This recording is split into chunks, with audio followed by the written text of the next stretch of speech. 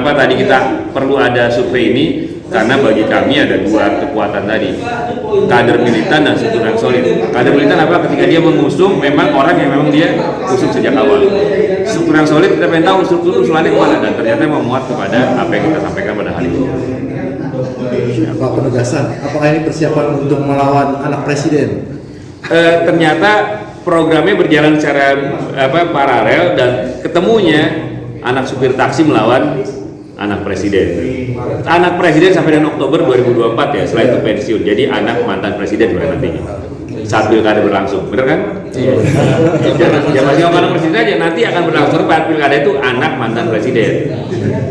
Iya, Oktober udah habis. Anak presiden ke-7. Berarti, oh iya, nggak boleh mantan ya? Anak presiden RI ke-7.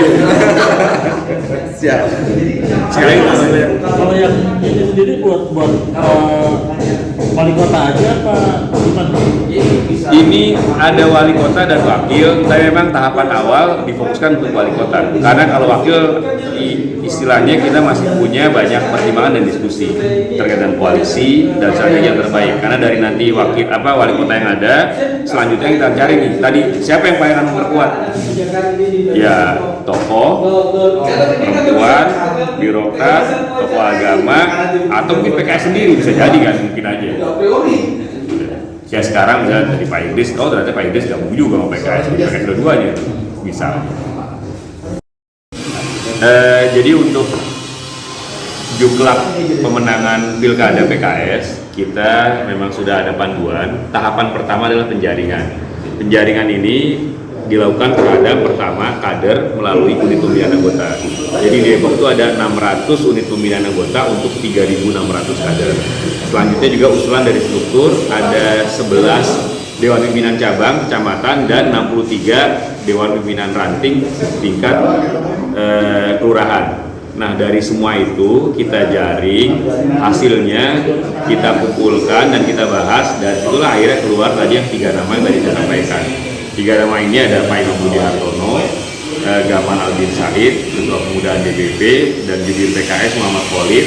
Nah dari 3 nama ini memang kita akan mengerucutkan untuk menjadi satu nama yang akan kita usulkan ke DPW. Dari DPW selanjutnya akan ada pembahasan, tentu kita akan dipanggil alasan strategi kemenangan. Yang selanjutnya dari DPW akan disampaikan kepada DPP. DPP nanti akan jadi forum yang sama juga, kita dipanggil pembahasan. Targetnya apa?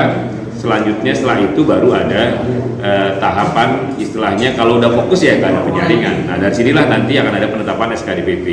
SK-nya memang akan dipercepat, SK awal, penetapan awal akan dipercepat karena di panduan itu diharapkan calon kepala daerah itu terlibat dalam pileg. Jadi sebelum masa kampanye sudah akan ada penetapan awal calon kepala daerah, karena nanti kepala daerah yang terlibat punya kontrak politik memenangkan PKS di pemilu legislatif. Estimasi kita kalau di panduan itu 3 bulan sebelum pileg.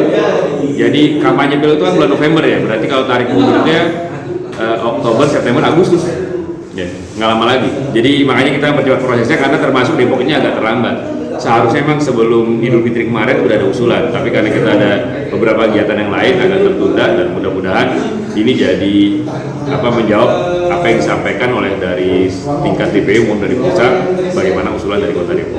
Insya Allah nanti kalau surat-usulan dari kita siapkan, kita sampaikan ke DPW, kita akan juga kabarkan ke para rekan-rekan dari Kota Depok. Yang memuat dari 3 orang ini Ya, Pak Imam yang kita ternyata mulai dari struktur dan anggota itu menguat dan memang amat dominan.